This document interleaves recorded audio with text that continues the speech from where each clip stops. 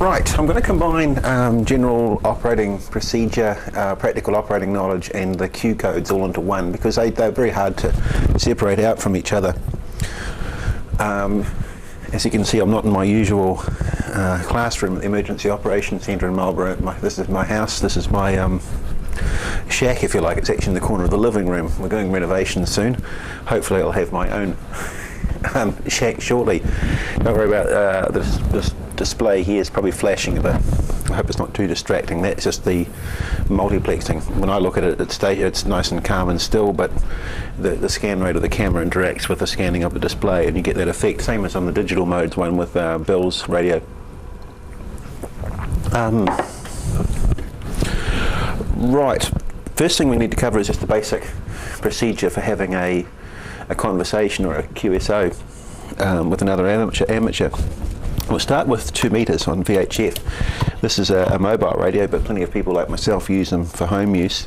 An FT8900, and it has 2 halves to it. The left-hand side is monitoring a repeater in in Nelson. The right-hand one is the local 695 repeater here in Blenheim. We'll come on to the theory of how repeaters work, a bit about that when we go to the classroom after the practical session here. So if we're going to have a conversation with someone on the air, or we're going to call to see if anyone listening, which is a CQ, or maybe we've got a pre-arranged contact time, the first thing you have to do is make sure that the frequency is clear. If you go and start talking over the top of someone, you'll be very unpopular. Make sure the volume control's up. Because obviously you won't hear if there's a conversation in process if the volume's turned down. The other thing on an FM receiver is you have that squelch control, which I showed you a bit about on receivers, and that just shuts up the discriminator noise and limiter noise on a FM receiver. You can see the volume's plenty high enough. So that squelch control there is just the threshold for what's going to open the receiver sound up. So just back it off a bit and then just turn it around about another quarter of a turn or so. Most times if you're dealing with very strong local signals like a local repeater, you don't need the squelch finely set, otherwise it might open up every now and then with funny noises and things. If you're dealing with a very weak distant repeater or a weak signal on direct simplex communications, you don't want to have your mute set too hard around because you may miss the other station coming back to you. Right, so I think the best way to have our first conversation is on a repeater. And what you do with the repeater is if you want to call someone, if there's say ZL2 BDD, Ron, who lives over the Awatere Valley, I would call his call sign first, then my call sign, then over. So I could say ZL2 BDD, this is ZL2 TW calling over. Or just ZL2 BDD, ZL2 TW, and that's it. The call sign of the person you're talking to, and then your call sign, that's the system we use.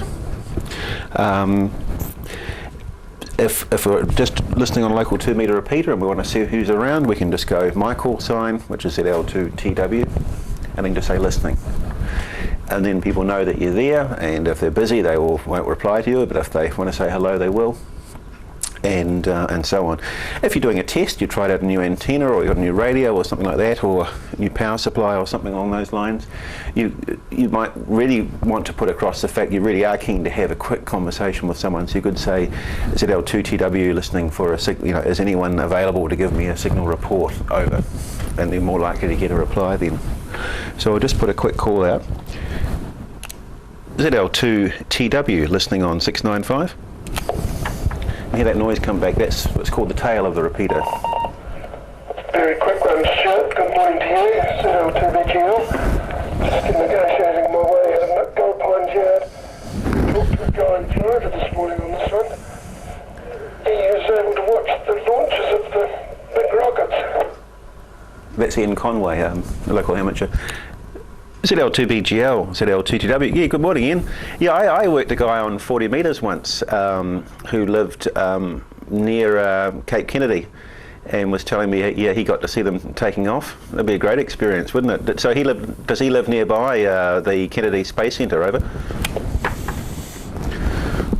Yeah, didn't get the exact location, but it's close enough. Must be quite spectacular, eh? All that big sheet of flame and smoke. You think there's a bomb going off, wouldn't you? Yeah, how's things going anyway? ZL2TW, this is ZL2BGL. ZL2BGL, ZL2TW. Yeah, good. Thanks, Ian. You're actually been preserved forever onto DVD. I'm just actually filming my last session. It's on practical operating procedures and so on. So I needed to get a typical repeater conversation captured. So you're doing a great job for me. Thanks. Over. ZL2BK mobile. Looks like he wants to be on the recording more than I do. Stuart, go ahead, Grant.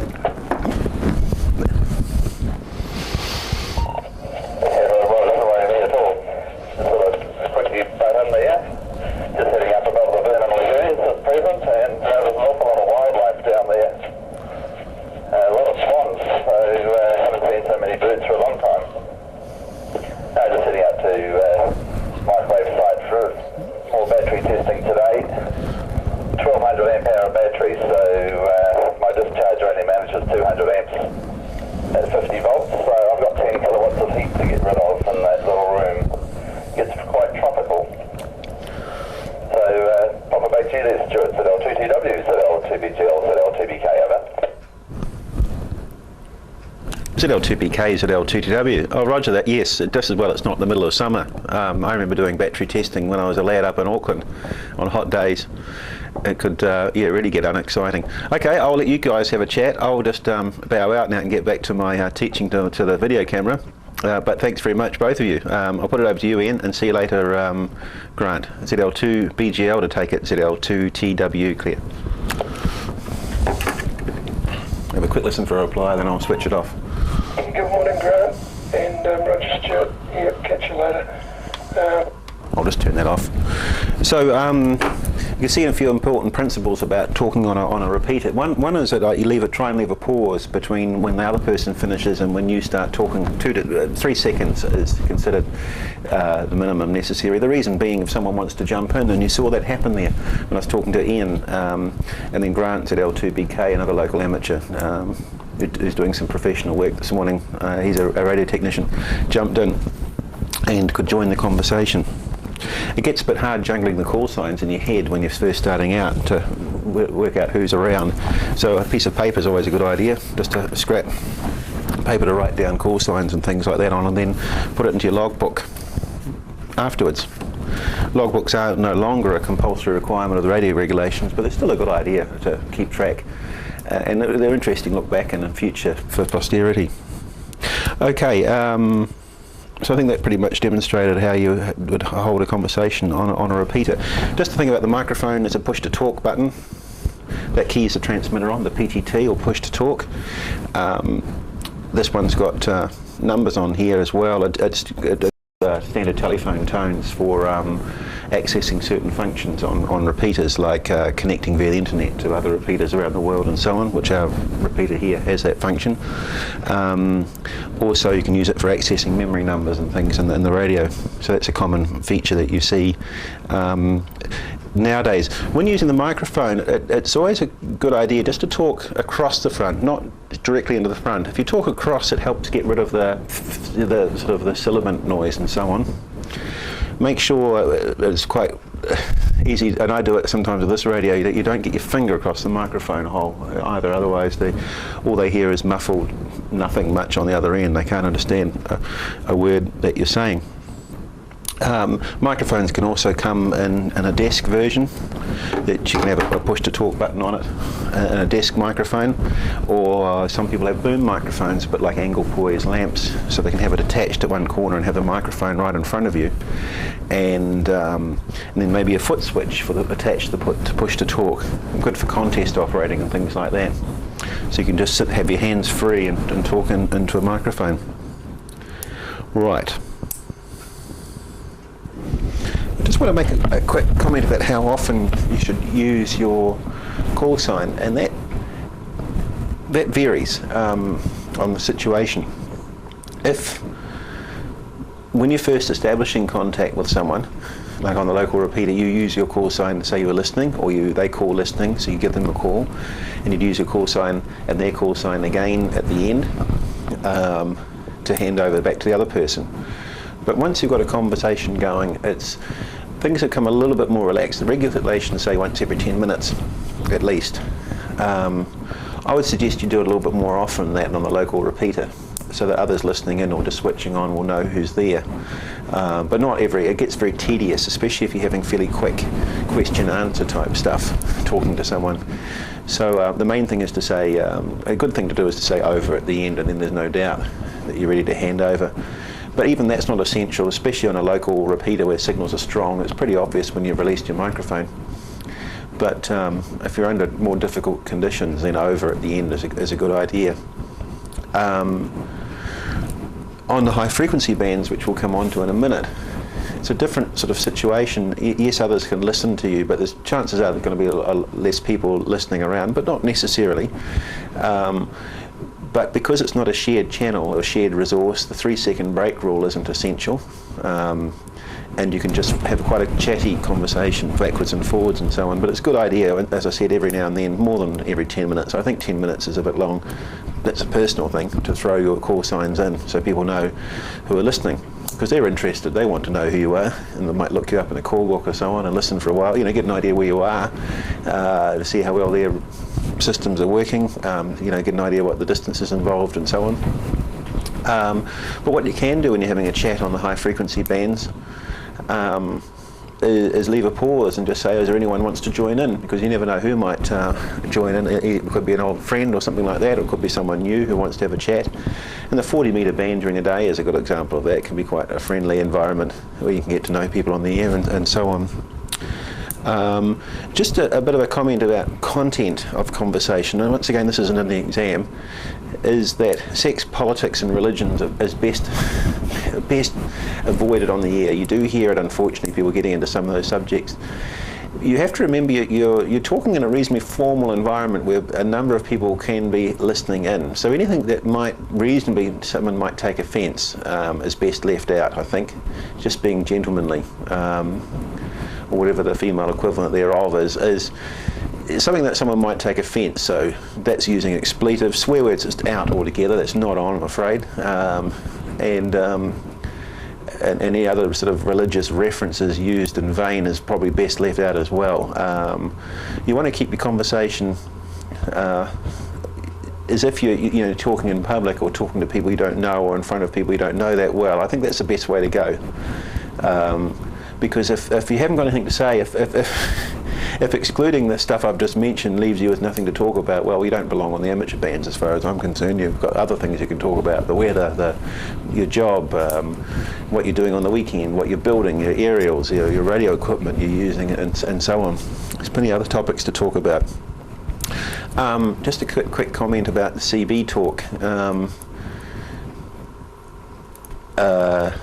Just things got your ears on, come on, you hear a bit of this unfortunately sometimes on HF coming in from a country not that far from here in the evenings.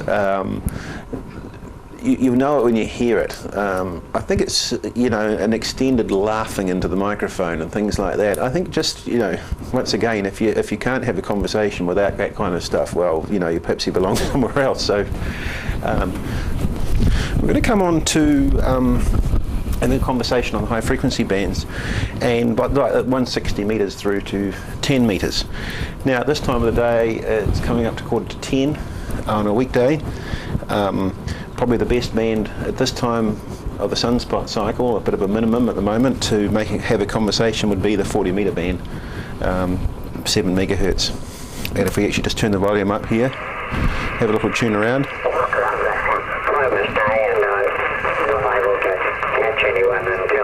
There's a conversation taking place in there. One a little bit higher up.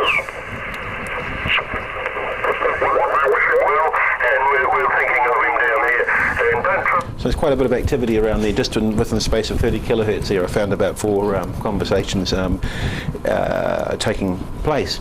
Now, if you're going to make a call on the high frequency bands, you make what's called a CQ call. CQ goes back to the Morse code days when CQ was sent, da da da da da da da da, which means basically anyone calling anyone, I'm here, I want to have a chat, and we still use that in voice. The first thing you'd have to do is find a clear frequency. Let's turn the volume back up.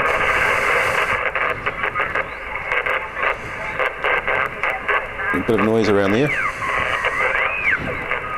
Almost sounds like a bit of splatter, which we talked about.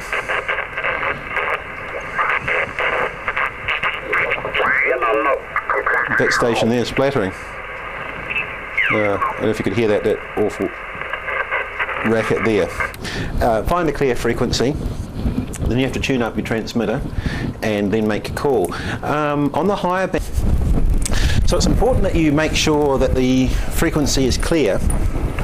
And listen for a little while too, especially on the 20 metre band and higher, where it's not uncommon where you can only hear one half of a conversation. Well, it can happen on 40 as well.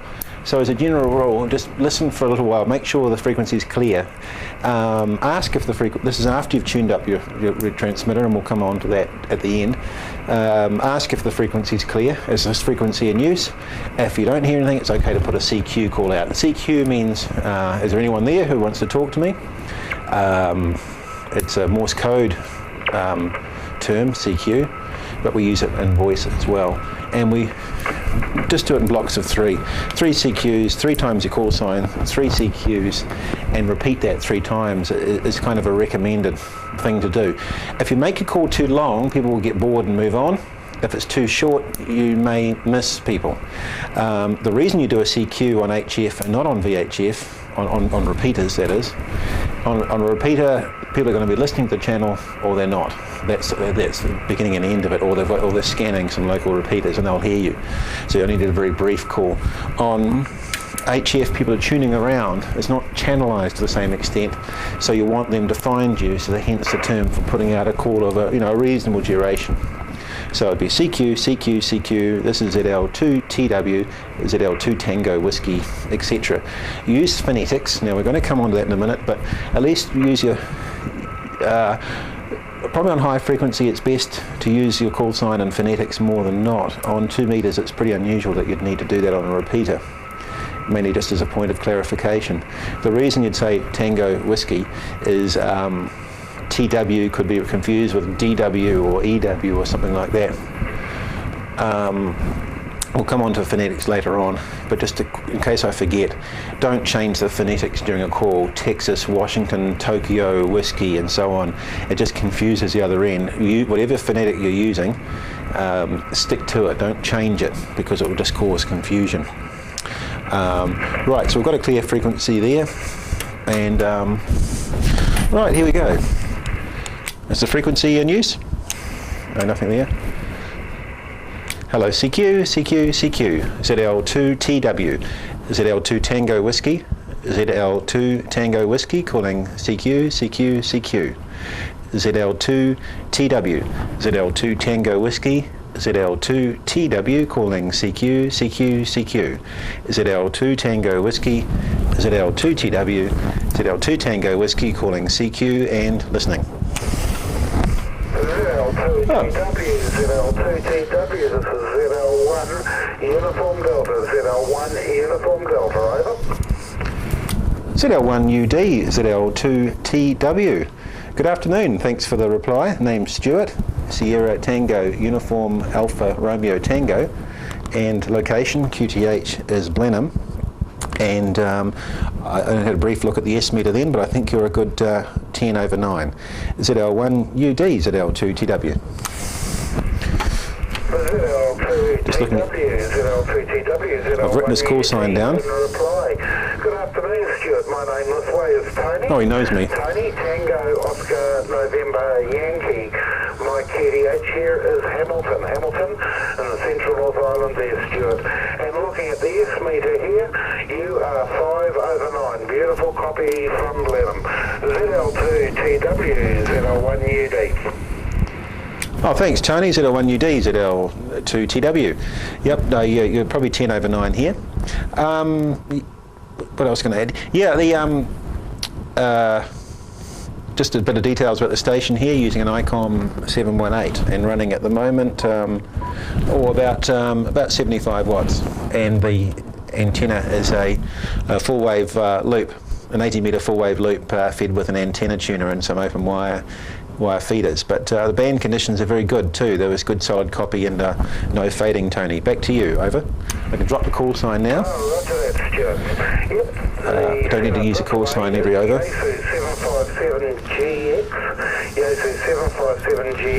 I'm just making some notes here. A half-wave dipole, which is around about 30 feet off the ground there. And I'm running around about the 100 watt mark, around about the 100 watt, maybe just a little bit under. I used to make notes, and if you think of anything you want to ask him, make some notes as well. Yeah, I also run 2 meters and UHF off a little Yaesu 8900. So it's the same as what station here. ZL2TW 01UD. ZL1UD, ZL2TW. Roger, Tony. Well, thanks for the information. Okay, well, we'll just keep it pretty quick today. I'm actually recording this for the NZART training DVD, so just how to conduct a CQ, and I got a quick response too, so that's excellent. Thanks very much. Yeah, I've got an 8900 on 2 meters and 70 as well, which is a handy radio to have. Anyway, yeah, thanks again. Thanks very much, and we'll probably bump into you another time on the bands, Tony. ZL1UD, ZL2TW. Yeah, ZL2TW, ZL1UD. It was nice to catch up with you there, Stuart, and look forward to catching up with you again. Nice conditions today on 40 metres. Stay there down in Blenheim, and we'll catch up next time we catch up. ZL2TW, ZL1UD, clear of the frequency. 73, Stuart. Yeah, Roger, Tony. Yeah, thanks very much for the chat, and you're now recorded forever on a training DVD. And 73 ZL1UD, ZL2TW, clear. Back again. Sorry about all the stop and starts and the tape. It's not that objectionable. It's probably me that gets a bit more sensitive about it. So there you are. Someone replied to my CQ. Just a few points here, as I said. So I said, don't make your CQ too long. Sometimes it pays to keep it quick. Actually, if band conditions are good, and when the sunspot peak comes back again, sometimes you don't need a very long one at all on the sort of DX long haul bands like 20 metres. Just sometimes a very quick CQ and you'll get some replies back, because being New Zealanders, we're a little bit rare. And people have often never worked or made contact. Worked is a term for made contact with someone in New Zealand. Just a quick comment about tuning up on the year. We'll go over. We'll come back to this again at the end when we show you how to tune up an older valve set. When I mean modern equipment is ready to go. It doesn't need it. The transmitters themselves don't need any tuning up. The thing that we need to tune is the antenna tuner, and to do that, for the most part, you need to radiate a signal on the ear. And the way to avoid interference with someone is we listen first, make sure the frequency is clear, turn the power down as low as you can, and still get a meaningful measurement on your standing wave ratio meter. You put it on the most sensitive range, and then tune up, keeping it as quick, as brief as possible. When you use a manual tuner like I've got here, here's the tuner settings here. What you can do is make a note of what sort of tuner settings to give you a ballpark in particular bands. You can just quickly set it up by that, and then just fine tune it when it comes to make the transmission. Now the next thing is onto is signal reports, and that's when I said he's 5 and 9, or he said I was 5 and 9, or I said it was 20 over 9 or 10 over 9. Try and make some sense of that for you. And that's the RST system, the readability, strength and tone. Now the third one, the tone, only applies for Morse code and for some of the data modes. It's just the quality of the tone that's coming in of the signal. So we'll come on to that in a minute. But readability and strength, and that's what we see, say you're 5 by 9, or you're 4 and 3, or 3 by 2, or something like that. Most of the time on the bands around New Zealand, people are going to be, or especially we don't bother with that report system on the local repeater. most of the time, because most of the time you've got a good aerial up in the air and you're getting the local repeater quite strong, and so it's strength 9, readability 5. Occasionally you have to give them a readability report if they're putting a weak signal into the repeater. Signal strength reports for repeaters are a little bit meaningless in some ways, and we'll talk about that at the end when we come to do a bit about the theory of how repeaters operate. So back to our readability and strength. Readability and strength.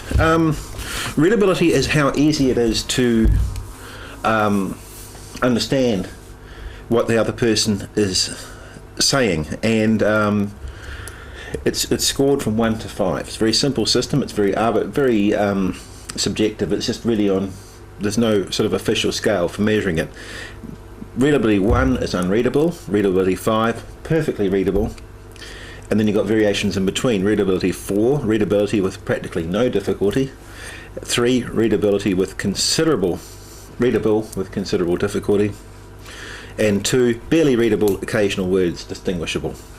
Now sometimes you'll hear someone say your readability 5, strength 9, say again your call sign. Well, that doesn't quite make sense. I think sometimes readability is overestimated. So that's how it works. And most of the stuff we're dealing with is readability 4 to 5. Once you're getting down to it, you don't very often hear people give a 2. You'll hear a 3.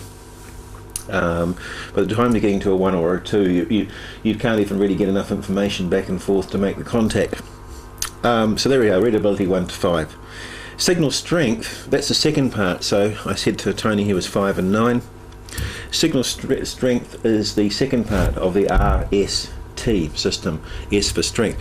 Signal strength, now there's the old-fashioned system, which was readability 1, faint signals barely perceptible, right through to 9, extremely strong signals, and 5 was fairly good. There was words like fair, weak, moderate, and so on.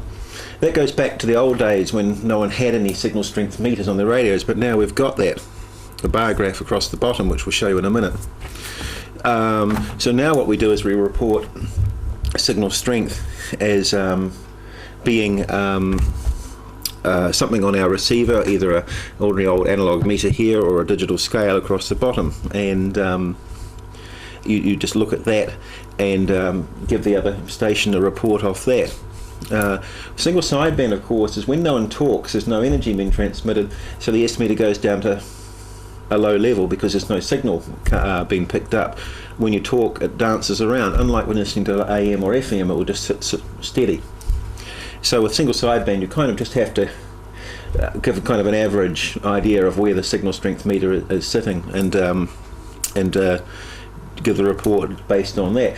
One important thing is no two manufacturers are the same. They're not the signal strength meters in amateur radio equipment are not precision instruments. They're not like a piece of lab gear where a strength 5 on one radio will be the same as another manufacturer's radio. In theory they should be the same, but they're not, and they can be very quite differently, so it's quite an arbitrary scale. Sometimes human emotion has an effect that once you tell the other person you're only running 1 or 2 watts, they might have given you a lower report than if you're telling them you're running a kilowatt or something like that.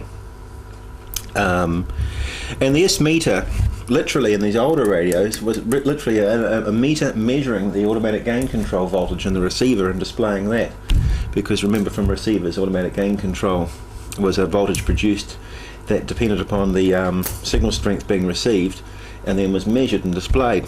On the modern equipment, it's often a bar graph, and this one it's a liquid crystal display. That's probably the most common way it's done nowadays. Same as this one here, it has a liquid crystal display bar graph, and you can see a signal here. We just turn the volume up.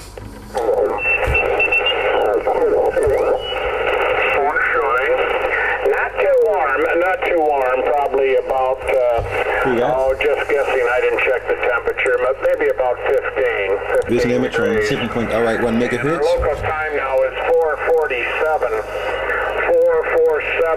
in the afternoon, and the sun. All those American, he's a local amateur. Just falling in back of the mountains here, so he's sitting on a strength 9 or a bit over, but been a beautiful on average. So We'll just see if we can find a weaker signal.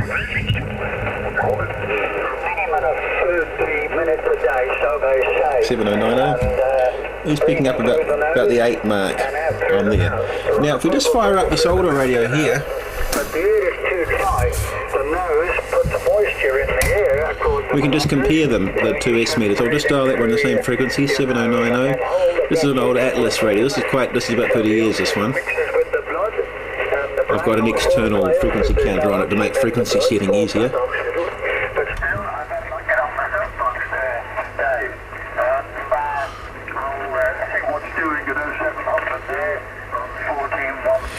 Yeah, that one's sitting around a strength, about a strength 6. Go back to this receiver. Strength 8. So there you are. You see a difference between the two already. I won't go into the theory of S meter levels, but basically an S1 is so many microvolts into a 50 ohm receiver impedance, and then every, just turn that down, every S point, so from going from S1 to S2 to S3, is an increase of 6 decibels. So going from strength 8 to strength 9, you've increased by 6 decibels. Now once you get to 9, what has been brought along in more recent years is this concept of so many decibels over 9, and it's generally done in multiples of 5 or 10 decibels. So if you look at the scale here, you get up to 9, and then there's 10, 20, 30, 40, 50, 60. And that's just to sort of allow you to accommodate very, very strong signals. So once I'll go back to 7080, there was that strong amateur, I think it was ZL3 NB.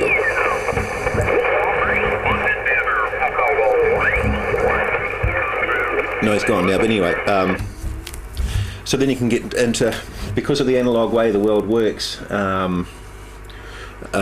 we kind of compress it up at the top end, so you've only got 6 decibels change from 8 to 9, but then we go on 10 and 20 decibel steps above that.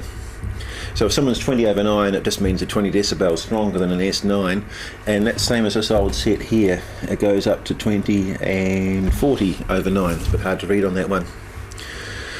So just coming back to S meter readings are really just a fairly arbitrary, they're not a precise guide, but they can give the other station a good idea of how strong their signal is. Now they can be quite useful for doing comparison checks. If someone tries one aerial and then tries another, you can give them a signal report on one aerial and then on the other, and it will give the other amateur a rough idea of how much stronger they are. But you can't guarantee that there's that 6 decibel increase is maintained from one S point to another. Some radio receivers are better than the others. Some there might be more like 8 or 10 decibels between S points, and some there might be less. Like I said, they're not precision instruments.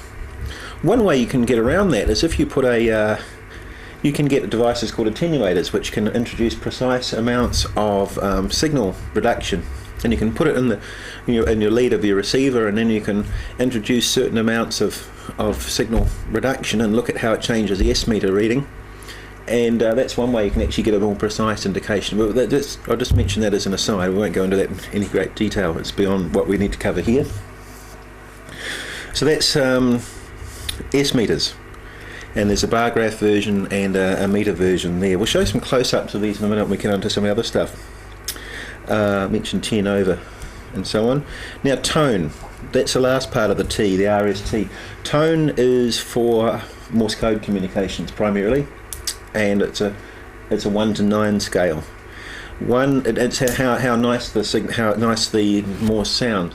A T9 is perfect tone, no traces of ripple or modulation of any kind. And as an example, a 7 is a pure tone, traces of ripple modulation. 3 is rough AC tone, in other words a very harsh hummed noise. And tone 1 is AC hum, very rough.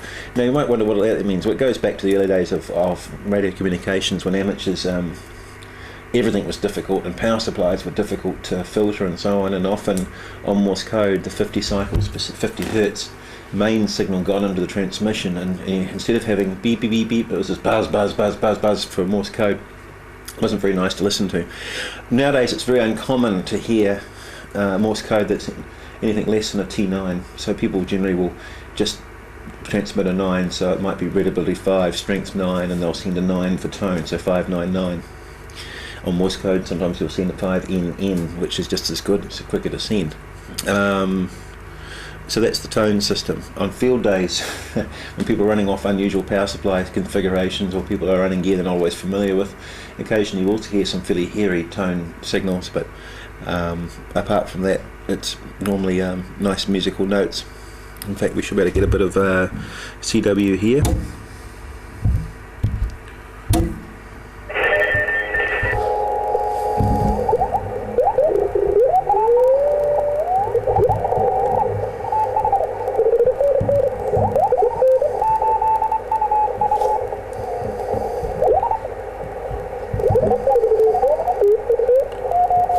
Nice and musical sounding, isn't it? Two stations going quite close together. That's too quick for me. Okay, that's so RST is a signal report, readability, strength and tone. If you're not operating Morse code, it's just readability and strength. Right. Just a few more things on the subject of high frequency operations, and that is DX communications and communicating with the rear long distance station, or DX station.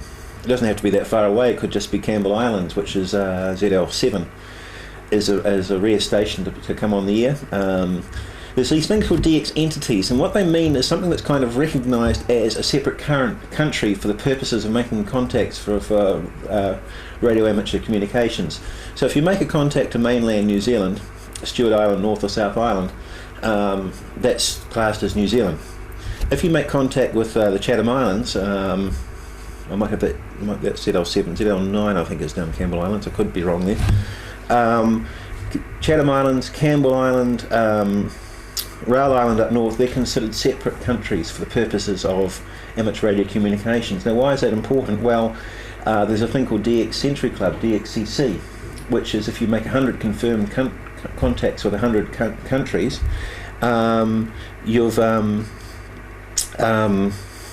you can get an award from the ARRL, which is quite prestigious. Now, at any one time, the maximum number of countries contacted is generally around about the 300 and I think 20 odd.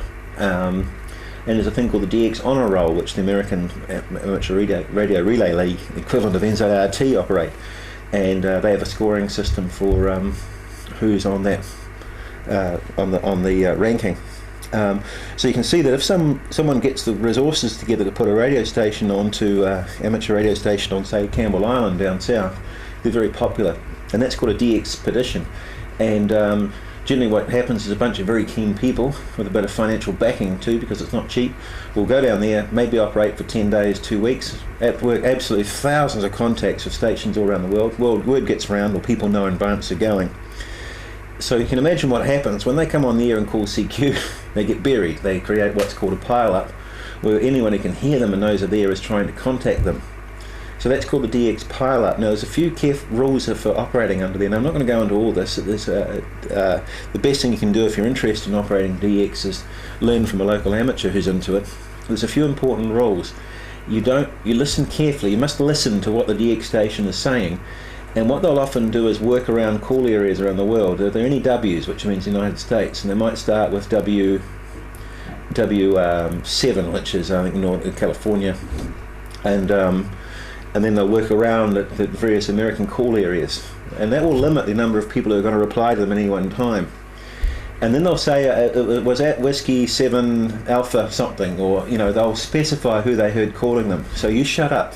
Okay, if they're talking with Americans at the moment, that's fine, wait your turn. They'll go to the UK for the Gs, and then Australia for the VKs, and then they'll get on to ZL2s. Now I'm ZL2TW, and if they say any ZL1s, you wait, and then when they get on to ZL2s, then it's your turn, then you give your call sign. Now you might be several ZL2s answering at once, and they'll say I heard a ZL2 Alpha. Now I'm ZL2 Tango Whiskey, so the ZL2A station replies. So you can see how it works. It's very important that you listen to what they're saying, and you only answer when they're around your area. Otherwise it's just pandemonium, and no one will ever make any contacts at all. So that's, I think, the most important thing they can get across today. The other thing too that people do, so that's about the pile-ups, is they operate split frequency. Now these old radios couldn't do that easily. These new ones are quite clever. They have what's called dual VFOs. So I can go from A to B. See, there you are. By a push of a button, it will just quickly change frequency settings. There we are, 709. Right, here we see a close-up of the front of my ICOM 718 radio. So here's a display here. One good thing about these radios, it's got a nice display, nice and easy to read. Here's the frequency entry and control here. Here's the variable frequency oscillator control. You can see, here we go, just changing frequency here.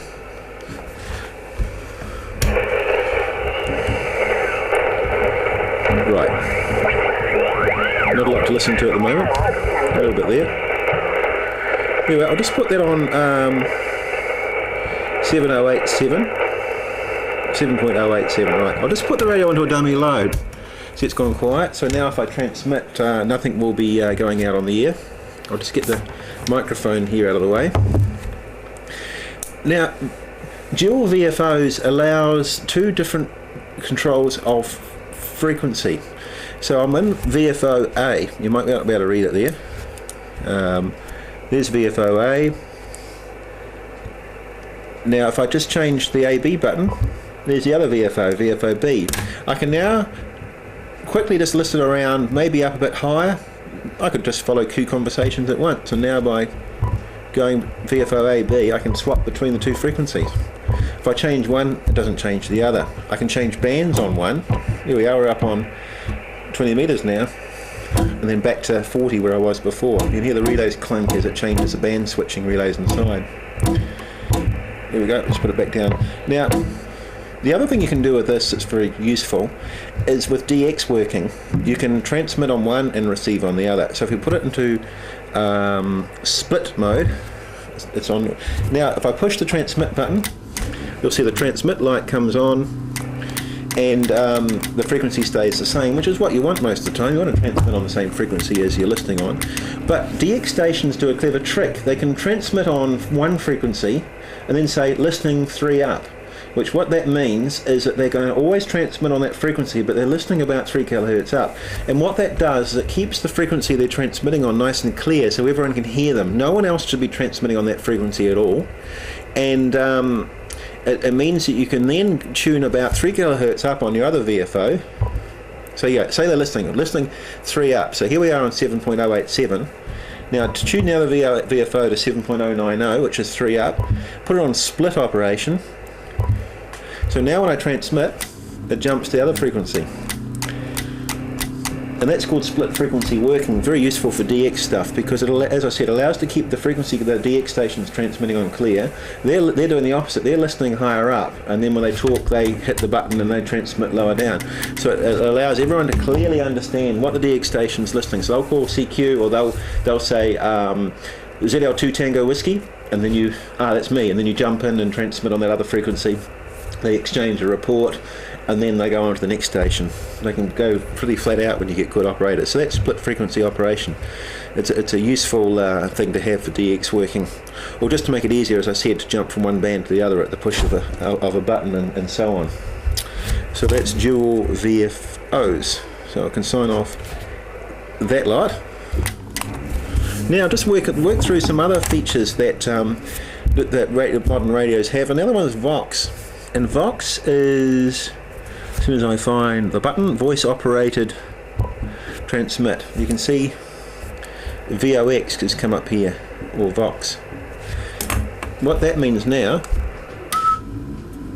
I don't have to hit the button. I don't have to hit the transmit button. I only have to talk.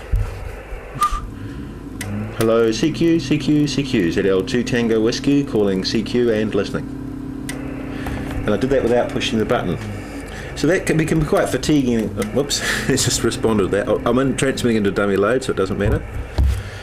So that's Vox. Great if you're dealing in a conversation mode with another person, especially on modern radios. A Vox responds very quickly. In older radios it used to be quite slow, so you clip the first sort of half a word. Pardon me. So voice operated transmit. Just be very careful not to walk away and leave the radio in Vox. Be careful about walking away and leaving your radio full stop, because some kid could come along if you've got children in the house and play with it. But you don't want the Vox being activated inadvertently.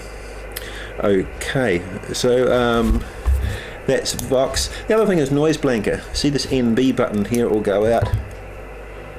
back on. Noise blanker is mainly for impulse noise, like ignition noise in cars or other repetitive noise, but it works in the intermediate frequency stages of the receiver to cancel out noise. Useful facility to have. One thing to be wary of, a lot of radios, and especially these ones here, on very strong signals, when you don't need noise blanker, if you leave it on by mistake, it will cause sound distortion.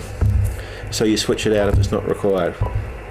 Another function here, COM, you can switch that off, is compressor, and that's to do with transmit. Compression, I should leave it off most of the time.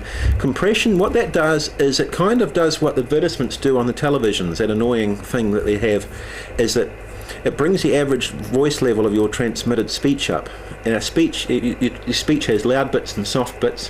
What it does is it brings the soft bits up to a uniform, strong level, and it kind of gives more punch to your voice and makes it easier to be heard in difficult conditions. Some people argue that it doesn't make any difference and it makes you sound pretty awful, and that's compression. But yes, it can. I think it can, under some conditions, help you punch through. So that's compression. But you have to be careful in using it on some radios that you don't overdrive your radio, push your transmit stages into a non-linear region and cause splatter. So that's compression. I just want to go through just ticking off some of the things. This radio has the facility to have an add-on. Most new radios are coming standard now, which is digital signal processing, and I talked about that in receivers. Fancy noise blanking or fancy notching out of annoying tones and noises and things like that. DSP, well worth going for. Digital signal processing, where the sound is actually converted into a digital series of numbers. That's examined by a microprocessor in the system, which looks for repetitive patterns, and so it has various ways of getting rid of annoying noise and so on. Right, another thing, receiver incremental tuning, or RIT. You can hear it now. I'll go back to on the air.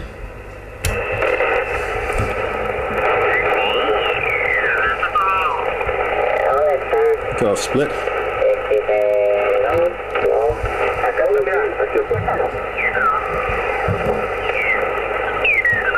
Oh, some Morse code right there. It's not too far away, but you're putting in a good signal. You're talking to Amazon Now, RIT is like a fine tune. I'll see if I get Victor and try and see how the radio's going. So, now, see when I move that knob there, that little RIT comes on. Okay, see the RIT comes on, back to the middle here. And now, I can just bring his speech back to normal by just turning that round. So RIT, or receiver incremental tuning, is a fine tuning on the receiver. Now the important thing is, I'll just go back to dummy load. When you transmit, so there's RIT, it doesn't, some radios will show you how much you're shifting the receiver by. When I transmit, the light doesn't go out, unfortunately, some it does. You'll have to take my word for it, but when you transmit, you go back to the same frequency you were on before you activated the RIT. So RIT is very useful if you're in a net, so listening to a group of stations, which should all be on the same frequency, but people will often be slightly off. What it allows you to do is just, when a new person starts talking and they're off frequency, get their speech on sideband or their voice right, the pitch with RIT, but when you transmit, it will go back to the spot frequency you originally set it on. So it allows you to fine tune on receive but stay on the same frequency on transmit, which is quite useful in a group. If everyone is jumping all over the place, everyone has to readjust every time and it becomes a real pain. Whereas if some people are off frequency, well, at least if they stay there, it kind of makes it easier rather than having them move around all over the place. So that's receiver incremental tuning. Automatic level control. If you look down here, you've got SWR. At the moment, this is set that when I transmit, it will display standing wave ratio. It's very low. I can push the set button here, and it will go to PO, power output. And it's a percentage of maximum. Hello, testing. Set on about 80% at the moment. So you can have power output. The other thing you hit the set again is automatic level control. Hello. Now the ALC is on the bottom scale from here to here, and on radios every radio is different and you need to read the manual, but they'll generally tell you that you should not, under normal transmitting conditions, allow the ALC to go beyond a certain point. And this one, it's really the top of the bar graph. There you go, it's only just on loud. It's going up near the top, that's fine. Automatic level control is all about protecting sideband transmitters from splatter. It automatically cuts back the power on transmit if you're driving the transmitter too hard. And ALC allows you to, automatic level control, the meter option allows you to measure that on transmit and just make sure, just keep an eye on the ALC system and make sure it's keeping in the right range. If it's pushing too far over, you can just turn down the microphone gain. Now that brings us on to the next thing. Now on older radios you'll have a microphone gain control, okay?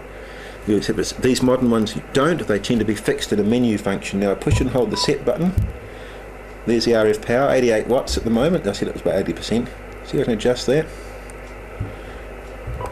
Dimmer. I can dim the display down. This is to do with certain other functions. Break and delay for Morse code. CW pitch, anti-vox. This is the vox control. Microphone gain, there you are. If I drop the microphone gain down to 30 units there, push and hold the set button. Hello, hello, hello. I can now have to talk quite a bit louder to bring the ALC up.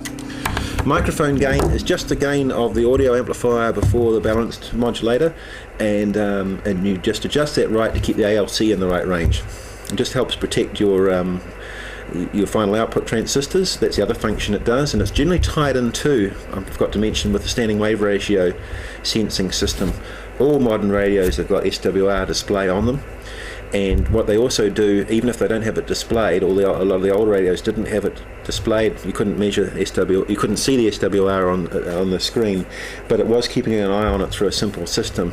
And if the standing wave ratio got too high, it would cut the automatic level control back, so to avoid damaging your output transistors. Remember, if the standing wave ratio is high, it means your transmitter is not operating into a 50 ohm resistive load, and that can damage transistor amplifiers in the output stages, those little white things I showed you on my other radio. And it will activate the ALC and cut it back. So that's automatic level control, covered box. And menus, that was a menu function, by the way, and I push and hold the set. Most modern digitally controlled radios like that will have that. Some will have a lot more functions than this controllable. Some incredible amount. My Yaesu F2897 has about 90 menu functions. Just get some stuff out of the way. Menu functions. In the 70s, radios were simple. They had few controls on the front panel. Get out of the way. Noise here. Okay. Then in the late 70s and the 80s, more and more features were added to radios. More and more knobs were on them. They became incredibly cluttered. Then what happened in the late 90s, mid to late 90s and into the 21st century, we're back to this, where menu functions allow a whole lot more things to be controlled and eliminating extra knobs. So radios sort of become back to being quite a bit more straightforward. This one here, you can go frequency input, then push 7.05 and then frequency enter. There you go, you can digitally enter the frequency and go straight to it. Older radios, you just had to crank the knob from one end of the band to the other. So that's made things a lot easier. Now just to finish off, just got my checklist here.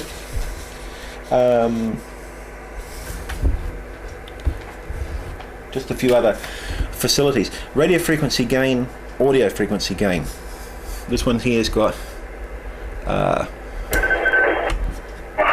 that's a volume control. That's tuning, volume control, and radio frequency gain control. This one over here, 7090, 708 over here. Just getting over the flu. Volume control. Every 2 weeks, Michael, I buy 1 kilo of salt. And it's also got what's called the radio frequency gain control as well. And it's often, when you alter the old RF gain control, it'll often bring the S meter up. Now, what that means is that The audio gain control is just how much the final audio amplifies before the speaker amplifier and how loud it makes the sound coming out.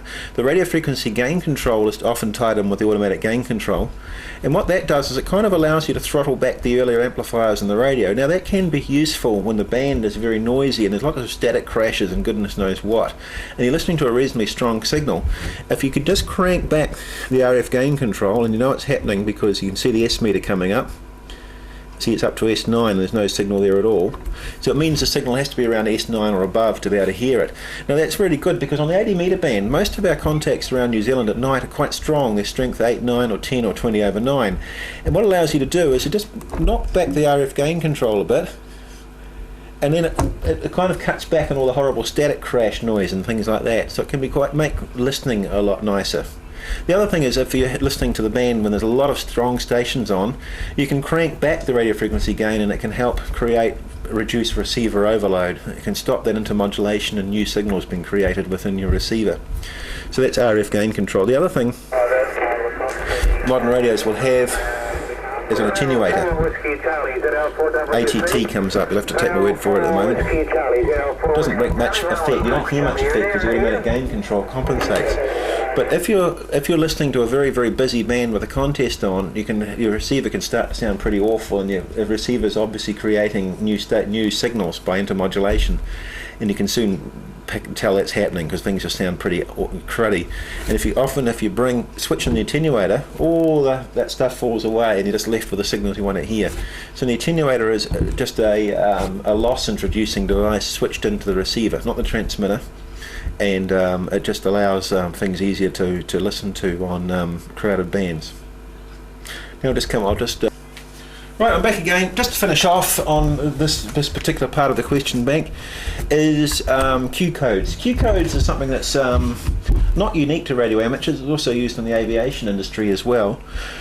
QNH is the barometric pressure at the airfield that you're going to land at, that you have to set your altimeter at, so it's used in other areas.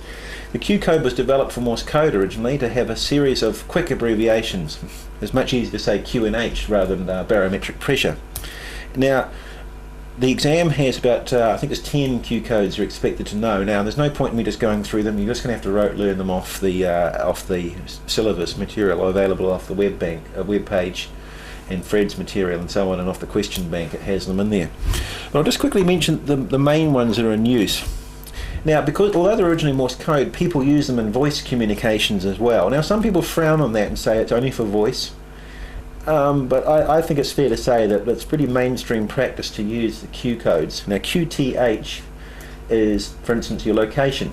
Now originally Q codes were on Morse code kind of a question answer thing. Someone could say QTH and that, or question mark, or just QTH, and they're saying what's your location, you come back QTH Blenheim.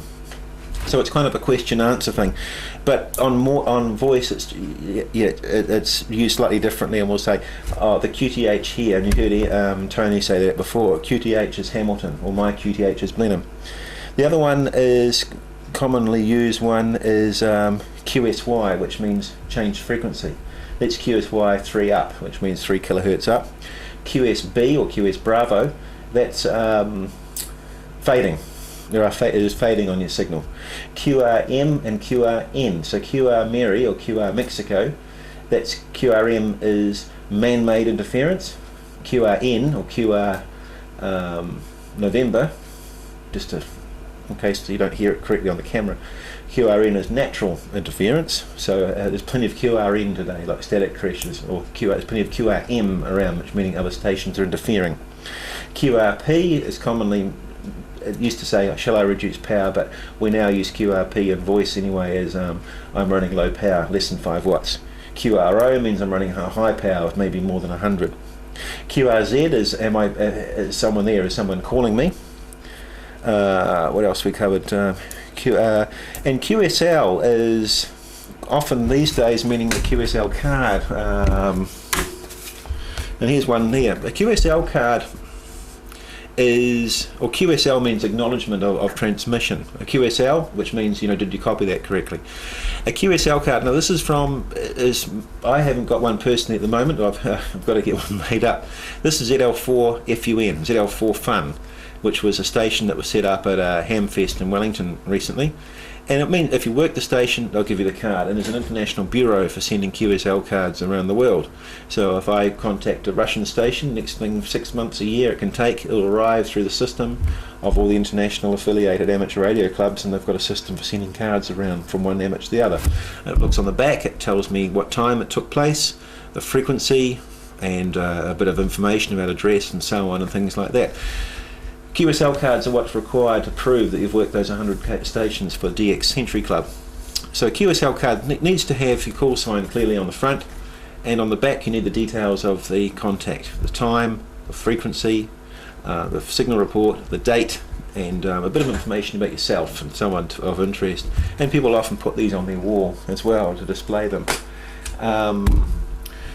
Just the thing about time, if you're making international contacts, use Greenwich Mean Time or UTC, Universal Coordinated Time, which in winter, midday here is midnight the day before, it's 12 hours behind.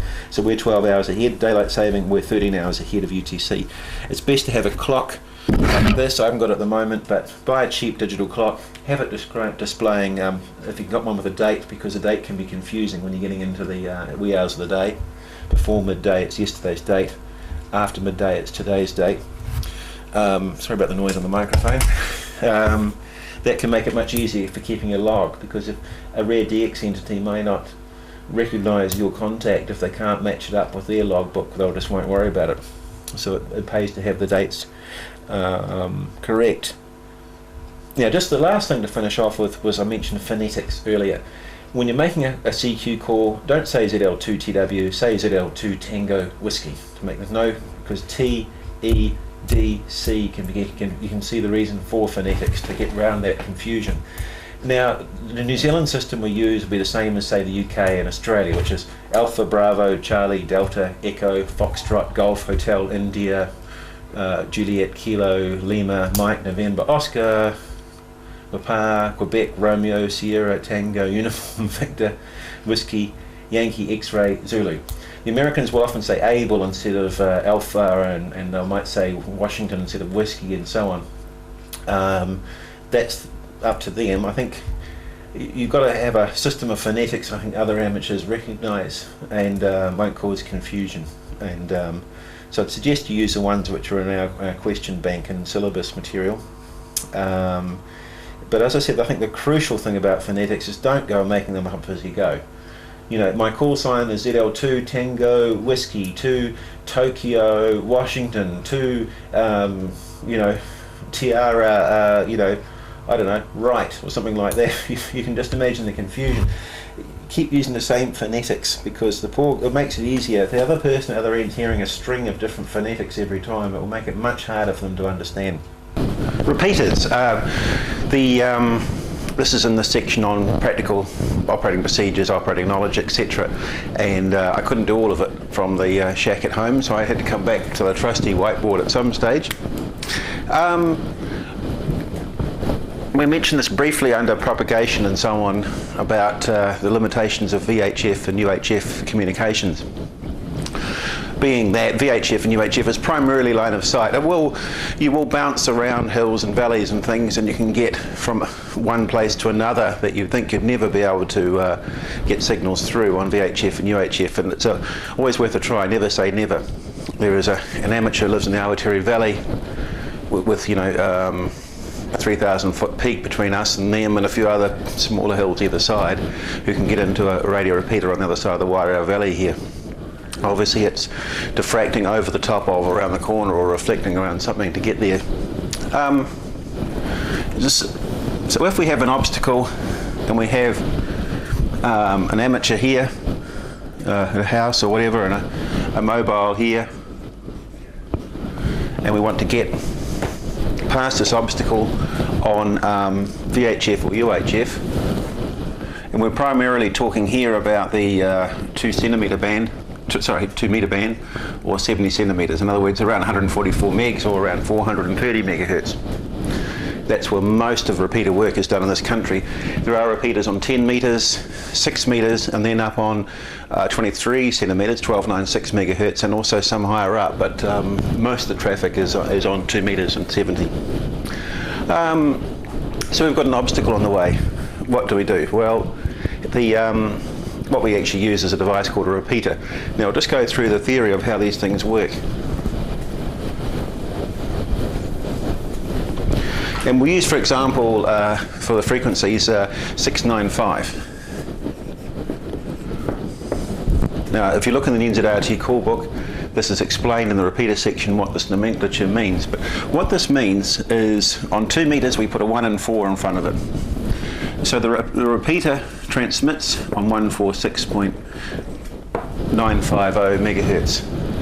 We drop off the 1.4 because that's common for the whole 2 metre band. So we just call it 695, and it's a nice easy way that you can hear a repeater name and you immediately know what frequency to dial up. In the old days it was channel A, B, C, D, E, F and G. Well, that was no good. You had to look it up. Life was different then. Okay, 695. So what we do is we have on the hilltop some radio equipment. We have a receiver, RX, that's a symbol for receiver or the shortening, and a transmitter. Now the transmitter on the hilltop transmits on 146.950. The repeater name tells us what frequency we should listen to. It also tells what transmitter frequency we should transmit on. So I'll just take you through this and then explain at the end why we do it, if you like. It's one of those interesting explanations. Now, here's our transmitters and receiver. Now, here's our radio here in our car or our handheld or so on so. And here's the other one we want to talk to on the other side of the obstacle. These things here are receiving on 146.95. That's 695 frequency.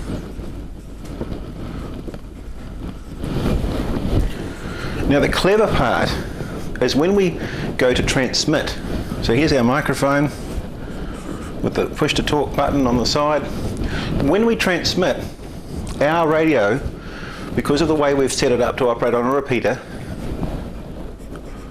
jumps over to a different frequency, 146.350. See, it's not the same? It's 600 kilohertz different, 0.6 of a megahertz, okay? And that's called the split. Or another name is the offset. And on a 2 metre band, all voice FM repeaters use an offset of 600 kilohertz. That is, when you transmit, your transmit and receive frequencies, when you're using a repeater, are separated by 600 kilohertz. Why do we do that? Well, we'll come on to that as we go. So this one over here is listening on 14695. So when the radio is sitting there, you're not transmitting, it's listening on that frequency. Now the receiver on the hilltop is listening on 146.350, which is the transmit frequency here. Now we tie the receiver and the transmitter together. We take the sound out of the receiver and send it into the transmitter. So if you like, out of the speaker connection into the microphone, or, well, not quite as crude as that, but almost. And also we have a signalling line that when the receiver squelch is opened, you know, when a valid signal is there and it switches, it sends a signalling line information to the transmitter to key it on, the transmitter push to talk, if you like. So we send sound information to the transmitter and push to talk. So the repeater on the hilltop does nothing. There's nothing being transmitted when it's not receiving something on this frequency. So let's just go through it. If I want to talk to this person here on the other side of the obstacle, what I do is I transmit, pick up the microphone, key the push to talk, the set automatically jumps over to this frequency here and transmits on 146.350. The receiver on the hilltop receives on 146.350, can hear my speech, sends keys on the transmitter, sends the sound to the transmitter, which then transmits on this 146.950, and then the receiver at the other end will hear me talking on 146.950. So what we've effectively done is, by having the repeater on a hilltop where both parties can see the hilltop but can't see each other. The repeater can quite happily receive me from here, retransmit it, and they can hear my voice down there. When I'm finished talking, I say over, or call sign, his call sign, my call sign, his or her, and release, and then I go back to listening on this. This person, after the 3-second break, now hits their push to talk button on their microphone. They jump to 146. This is done automatically by the radio. 146.350, and the process is repeated in the other direction. The receiver on the hilltop picks up the speech on 146.350, which I've jumped to at that end, retransmits on 146.950, and you can hear it here. So that's how repeaters work. Why do we have the offset? Well, if you tried to do this all on the same frequency, if this was receiving on 146.950, transmitting on that, they'll just recirculate and take off like a feedback on a public address amplifier. The system wouldn't go. So you have to have that offset to allow, and the offset, this is the key thing, is to allow the receiver and the transmitter on the hilltop to operate simultaneously without interfering with each other. So that's how repeaters work. Now, modern VHF radios, when you tune it to a particular frequency, you'll have an option of working simplex, which is, you might choose a standard simplex frequency, 147.575. It's all in the call book. Which means if I want to talk directly to someone across town, there's no obstacles in between. Both our radios will transmit and receive on that frequency, just like we do on high frequency. If we want to use a repeater, we dial up one of the standard repeater frequencies, like 695, and on the radio, it'll either be in a menu or in software or a switch, we can select simplex. We won't want that. We want to use duplex. Sometimes it's called dupe or duplex, or sometimes called repeater, RPT. Okay, and that introduces the offset. Now the offset, the radio will come up with either a plus or a minus. Now, what that means is, does the radio transmit 600 kilohertz higher or 600 kilohertz lower when you hit the push to talk? I know you think this is confusing, but no, it's pretty straightforward. All repeaters below 147 megahertz, as in 146.95 and below, the standard is that you transmit 600 kilohertz low. In this example here, we jump down 600 kilohertz, and that's called a minus offset, or just a minus sign on the radio. Okay. Why is this done? It's just to make the band, it's just to allow all the repeater channels that we need in New Zealand to fit in the space provided. Everything 147 and above, it's a plus. You want the plus symbol to be there on the radio display. So if it's 147,700, you'd select plus, so you transmit on 147.6. If it's 147.2 or 720, which is over in Nelson, not far from here, I can get into it from my place.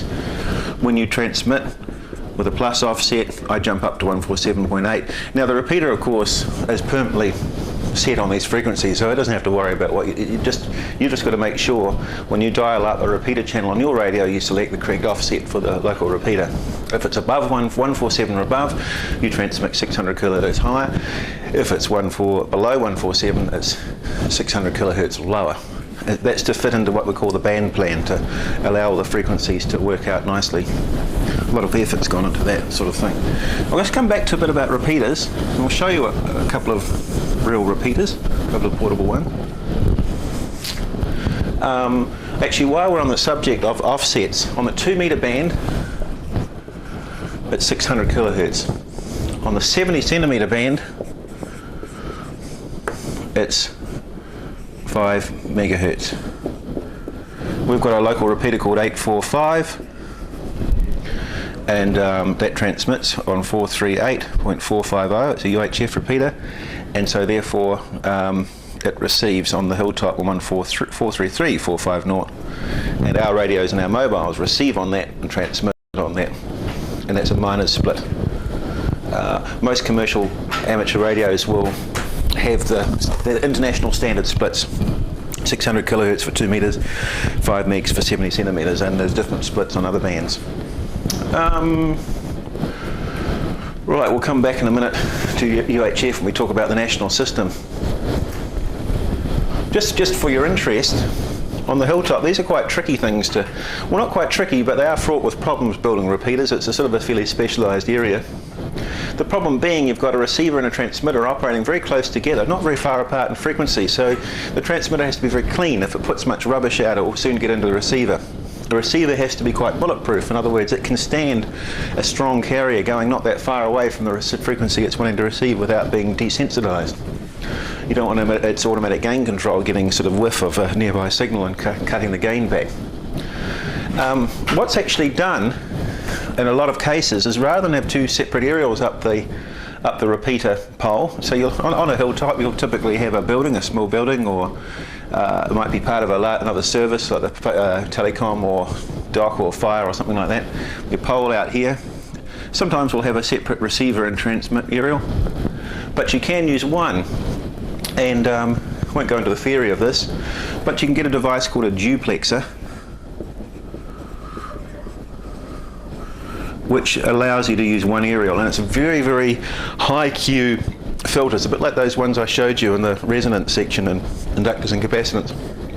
Big long cylindrical structures that are actually able to have a sort of a response like this. So you can have one frequency there, one there, and the two are completely isolated from each other.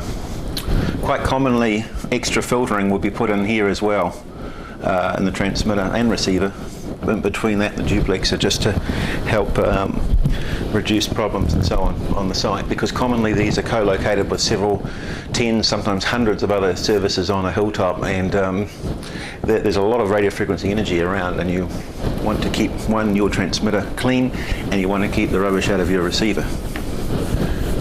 Repeaters will often have increasingly interfacing between the receiver and transmitter, a microprocessor-based controller unit, which will allow, say, telemetry, remote monitoring of battery voltage if it's solar powered.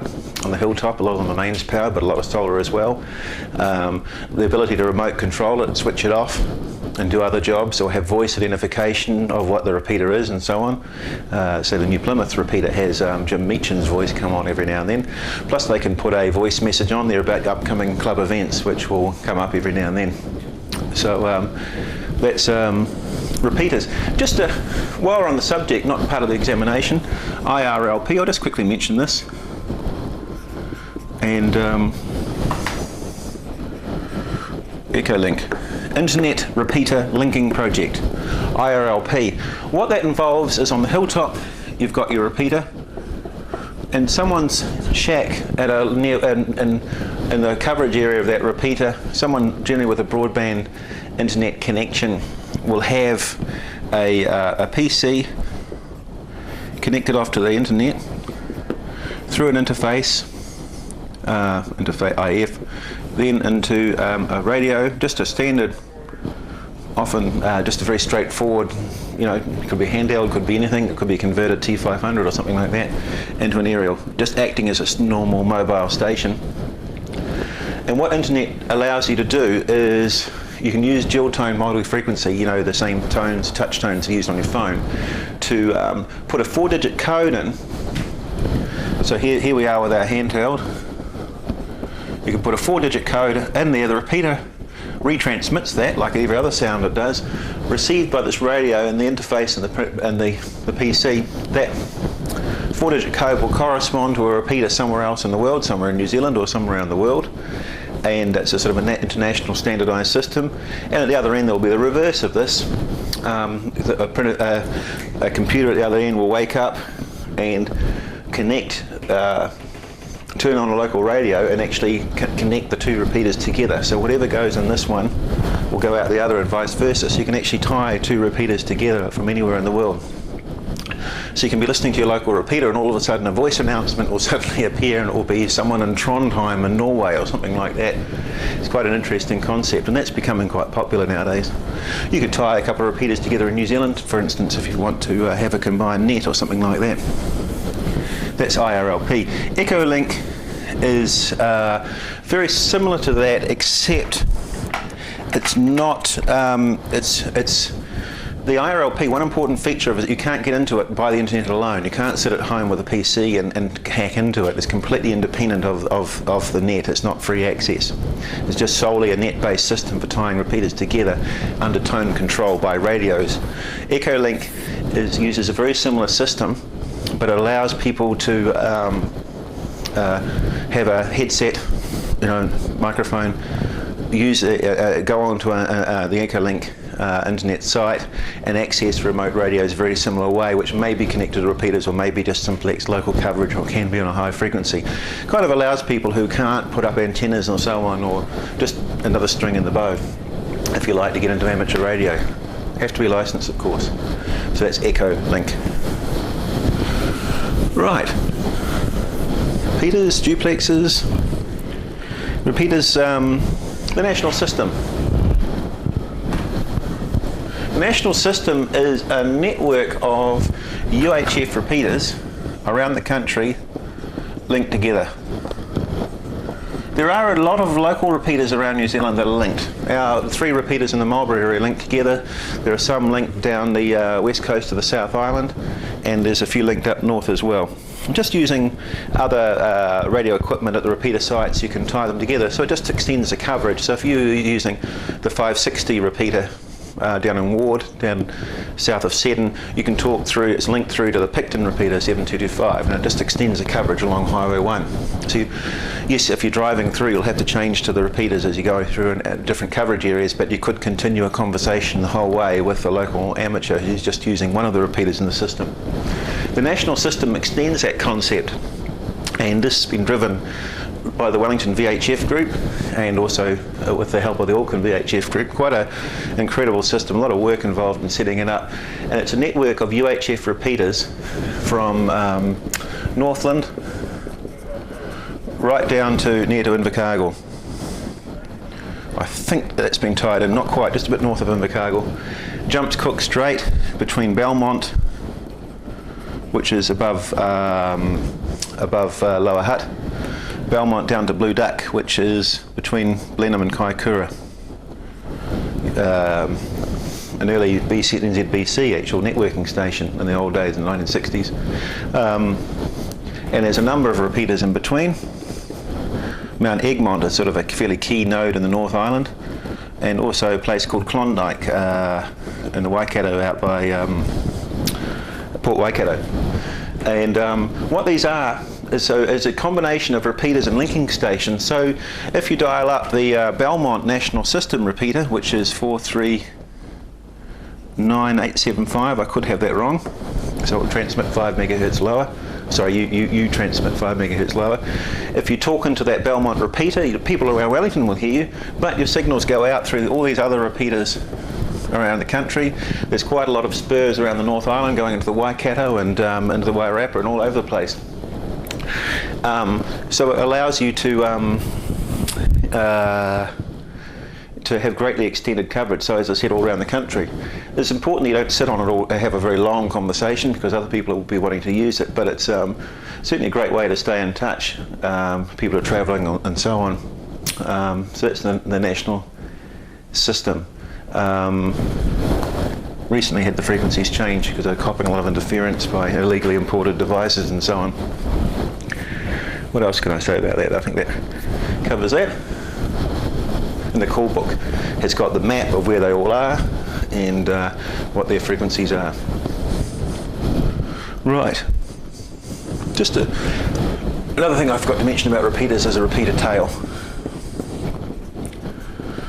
And you heard that when I was talking to Grant and Ian locally. When you just quickly transmit and release on a repeater frequency, the repeater lets you know that you've successfully got into it by holding the transmitter on for anything from half a second to 3 seconds. It varies around the country, there's no standard, and that's called the repeater tail. So you let go and then you'll hear a hiss. It might be a nice clean signal if you're very strong, very good path between you and the repeater, or it could be quite noisy, but at least it helps you tell you if you're getting the repeater or not. It's called the repeater tail. Don't go triggering repeaters endlessly all day, it's annoying for everyone listening. Some have got identifications. Our local Blenheim repeater puts Morse code BM out, da da da da da da, drops out. It's a repeater tail. Now, signal reports on repeaters. Remember we talked about readability strength on HF. It's a different kind of concept with repeaters because there's no point. If I'm sitting here in Blenheim, and here's our repeater, which I can see out the window on the NED, 3,000 feet, 1,000 metres, metric. Here's me here at the emergency operations center. I can see it. It's going to be as massively strong, 20, 40 over 9, if I'm using an outside aerial into my receiver on my radio. Now, someone likewise over here, Ron or Helen, 2BDD, ZL2BDD, ZL2HH at their house in the Arwood area, they'll similarly get a nice strong signal back from the repeater. Now, there's no point in me saying, I can say yes, your readability 5, that's fine, but there's no point in saying, oh, you're S9. I'm not giving you the report, I'm giving the repeater the report. It's a repeater I'm receiving. I'm not receiving your signal direct. I'm actually receiving the repeater. So there's no point in saying, oh, you're strength 9, because it's meaningless. I could say, yes, I'm getting the repeater a strength 9. In other words, I'm getting good signal back from the repeater. Because the other station could be behind another hill here with a handheld, and they may not be getting into the repeater very well at all. And the signal in the repeater could be quite noisy, and you're getting this over the top of their voice. But you're still getting the repeater S9. So in other words, you're still getting a rock solid repeater signal from the repeater, but you're getting a noisy signal in from the mobile. They're putting a noisy signal in. So the best way to give a report on the repeater is just really on the sound quality. Now, if the other station is putting a good solid signal in, then we talk about fully quieting, and that's an FM concept. If you're putting a good, strong signal, sort of above the limiting threshold, we're about FM, then I'll be fully quieting. There'll be a nice solid signal. You can just say you're putting a good signal into the repeater. There's nothing wrong with plain English.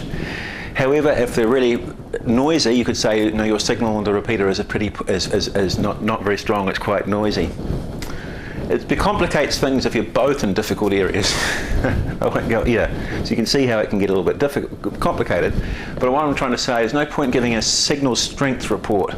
It's useful to say, oh yes, I'm receiving the repeater strength 2 or strength 3 if you're a long way from the repeater and its conditions are good, and you might be getting a bit of atmospheric effects and you're coming down to the North Island or something. People might be interested to know that. But it's more important to give a report as to how good the other station sounds. Just some of the problems you can have with repeaters is when someone's operating mobile and they're driving along in a car at speed, there could be 100 k's along the highway. What can often happen is you can be going through different areas of signal communications effectiveness. A nearby hill here, you can get a reflection off here and a direct signal off here, and you can get fading. We mentioned this on high frequency. You can get signals arriving at your mobile receiver going in and out of phase because of different path lengths, and the signal can vary dramatically. So I could be listening to a repeater driving along and the signal strength is going all over the place. Likewise, when I transmit, same thing happens in reverse. So this person might hear you very well, and then you move into a different area and you can get a thing called picket fencing. And that is where the mobile station is going in and out of areas where they've got a good path back to the repeater, because this kind of thing, and it's chuck, chuck, chuck, chuck, chuck, chuck. They can drop in and out, drop in and out. So the signal can go through very deep fading, and that's called picket fencing or dropping out. The best thing, if you really want to have a conversation with that person, or it's emergency communications, the best thing you can do is pull over, stop, just drive around a bit until they can get a good signal back from the repeater, and don't move. Same thing when you're using a handheld. It's quite annoying trying to talk to someone on a handheld. Handhelds, of course, are only a compromise. Those rubber duck aerials are very poor radiators and receivers. They're just a compromise for a portable use. Is just move around until you get a good strong signal on the S meter, the signal strength meter, and stay there and don't move, and have your conversation with the person. If you move around, we'll get your polarization wrong, because they use vertical polarization on repeaters. you'll be all over the place. And just a quick comment about, while we're on the subject of emergency communication, there's no substitute for a good aerial on your car, magnetic mount aerial. Put a little pole up, a portable aerial rather than a rubber duck on a handheld. They're a compromise aerial if you're really serious about good communications, and you've got the time or to be able to put a quick antenna on your car, a magnetic mount aerial, or something like that. It's the way to go. All right. It's just about there. One last thing on the subject of repeaters and VHF and UHF is it's worth talking about. It's not in the exam, but it probably will be in the future. CTCSS, commonly used in commercial situations. Continuous tone coded squelch system. It's a system to give a degree of privacy and a degree of interference immunity with repeaters and communications on VHF and UHF.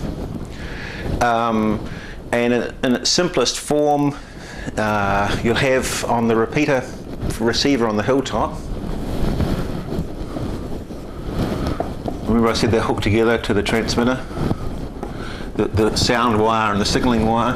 You can have a thing called a CTCSS decoder, and you can get them from Hamtronics in the States or from CLN Communications and Cellcom in Christchurch. You can make these decoders. And they're a standard series of tones from around about 70 Hertz right up to 250.4, I think is the highest Hertz. They're international standard tones. And your mobile, you can set up your mobile transmitter or your handheld, so that when I transmit, I can have one of these standard tones transmitted at the same time. Now, it's not very high deviation. The standard deviation is a maximum of 5 kilohertz on 2 meters on FM for amateur communications. You generally set the CTCSS tone just around about around about the 500 hertz mark, a little bit under. I can't remember exactly now. It doesn't matter. If you're into this sort of thing, you'll know. So you can just hear a faint hum in the background, depending upon the pitch. And what will happen is the repeater on the hilltop. So you might have chosen 186.2, which is a standard tone. Marlborough District Council. Forget that.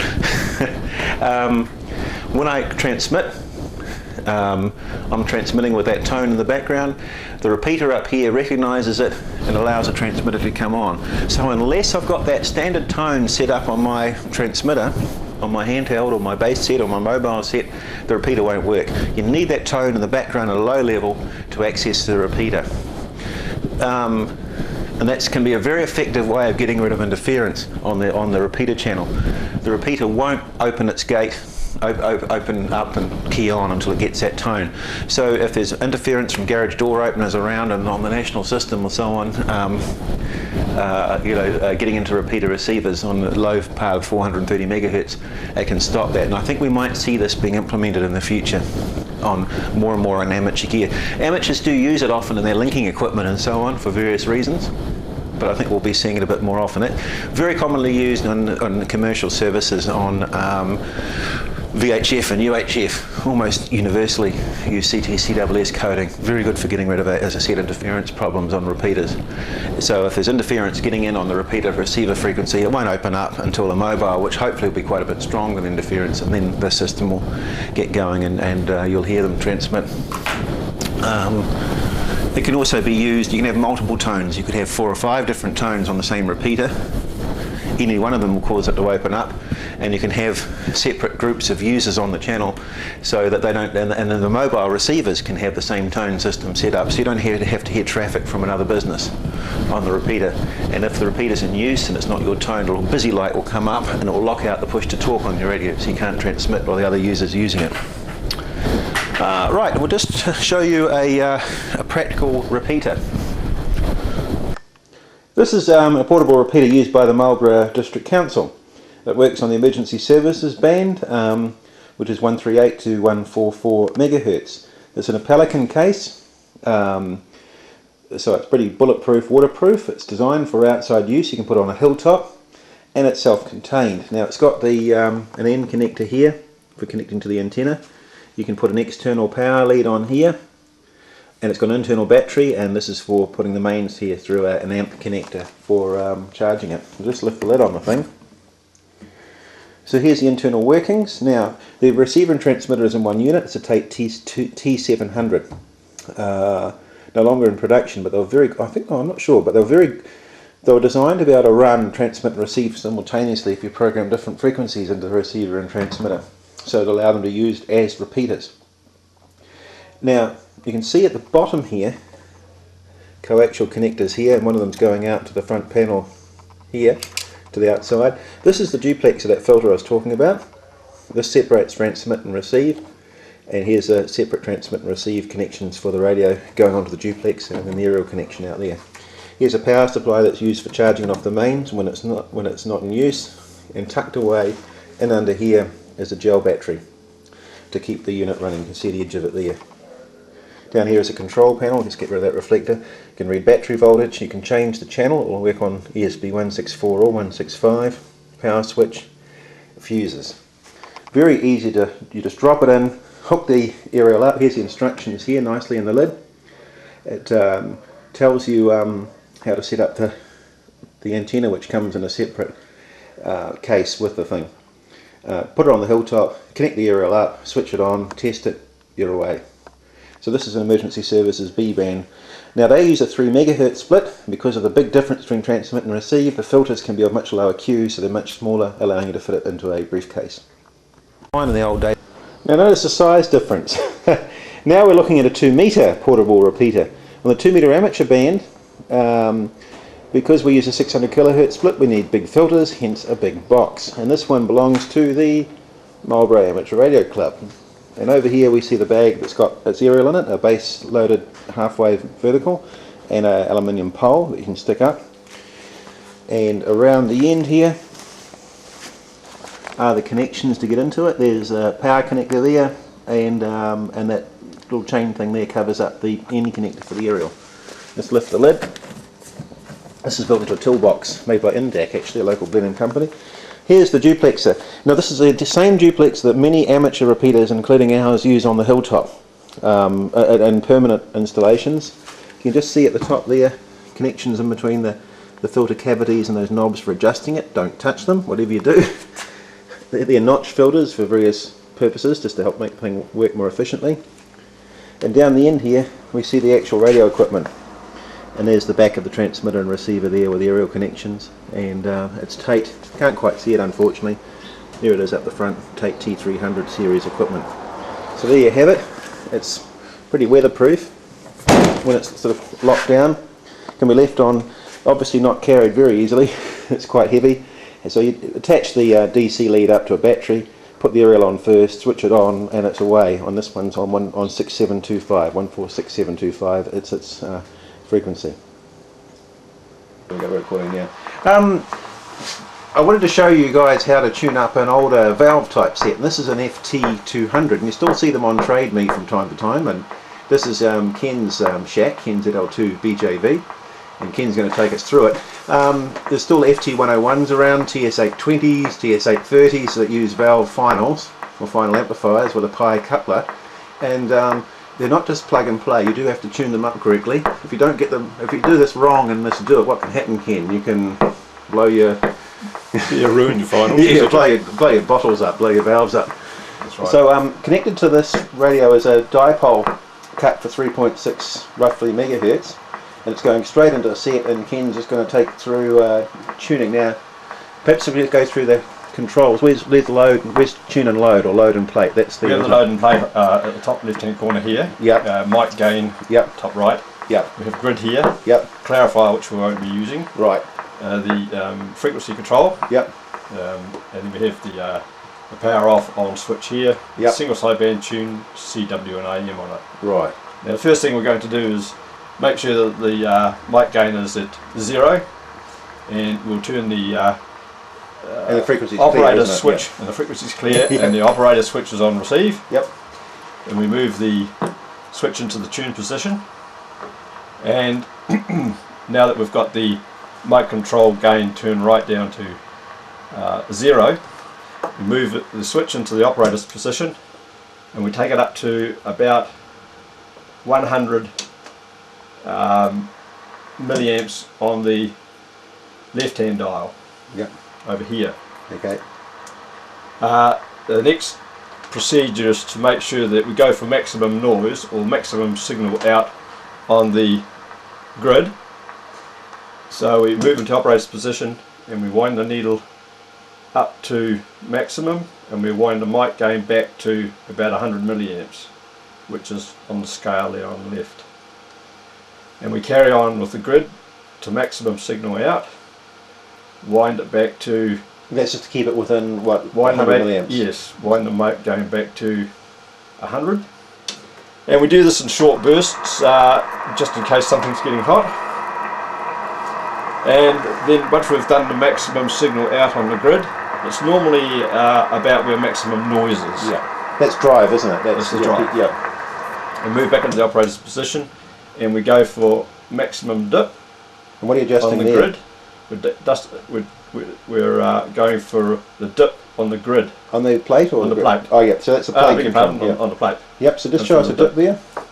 Just With I'm looking at the needle now. Yep, you can see it. You can see it going down. Okay. Another way of doing it is going for maximum output on your power out. Yeah, you're going for a dip there. Okay. Yes. Now, now what's the last one? You tune the load and The load. the When load. you go for maximum power out, well, you move it into the power out position. Yep. Move it back into the operator's position. Yep. And you go for maximum power out on the load. So that's when you're On the plate, I mean. You're adjusting the... And adjust the load. Okay, just show us again the peaking there on the power out. Okay, we'll do the plate again. Yep. And we go for maximum dip. I'll have a bit more power out there. Yep, so you can see the dip. See the dip.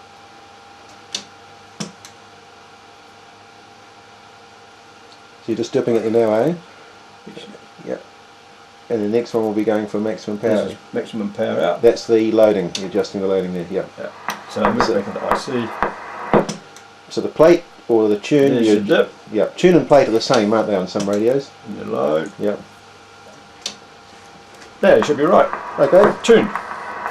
You can wind your mic gain up. And you're ready to operate. Yes, put it into ALC position. Yep. And theoretically, turn back into single sideband position on your output. Yep. Put it into operator's position. Yep. And we should be ready to go. ZL2BJV, calling CQ. ZL2 Bravo Juliet Victor, calling CQ. Normally a signal should be within the green line on Just show it again so we can actually see the power going out here on the power output meter. ZL2BJV, ZL2BJV calling CQ, CQ, Right. CQ. Well, thanks very much for that, Ken. Well, while we're here at Ken's Shack, I'll just quickly zoom in on something you don't see every day. Sorry, Ken. That's a John Logie Beard, narrowband television camera and display. There you go. What's the eyepiece on the left? That's for Focusing on the subject. focusing on the subject, and the little square on the right is where you view the picture, isn't it? Yes, Okay. when the disc is spinning, scanning the picture. Yep. And, Oh, well. We're just an aside. Thanks for that, Ken. We're going to talk about how to tune up an antenna tuning unit. Just turn the volume down there. This is my antenna tuner. It's very similar to a commercial one. The MFJ series have a similar layout where this selects the output of the antenna tuner. I haven't labelled it because I know what us hams are notorious at not labelling things because we built it. We know what's what. Well, that's pretty poor really because you can forget. But this is it's a T-match. That's capacitance in, capacitance out, and that's inductance selector here. This selects the input, so we can attach it to either this radio, or there's a connector on the back for that. And this one, BNC plug here, is for a radio sitting on your bench you want to test, so you don't have to go fishing around the back. You just plug it straight onto there. So the first thing we want to do is find a clear frequency. Now 40 meters is pretty busy this afternoon, so we'll just drop down to 80. Won't be much going on down there at the moment, this time of the day. 3.677, that's the counties and awards frequency. Okay. So we're going to tune up on 3677. Sounds pretty clear there. So now what we do is just adjust, put both capacitors at mid-range. That's a halfway for each capacitor, halfway between minimum and maximum. And then what we do is adjust the inductance. We just click around first for maximum received noise off the aerial. That tells us we're getting close to where the thing's going to work the best. Okay, now put the Morse key here. I fitted that into the system because it allows us to produce a carrier easily out of the radio. If we put it onto the Morse code, the CW mode, we can produce a carrier which makes it easier to tune up. So I'll just reduce the output power.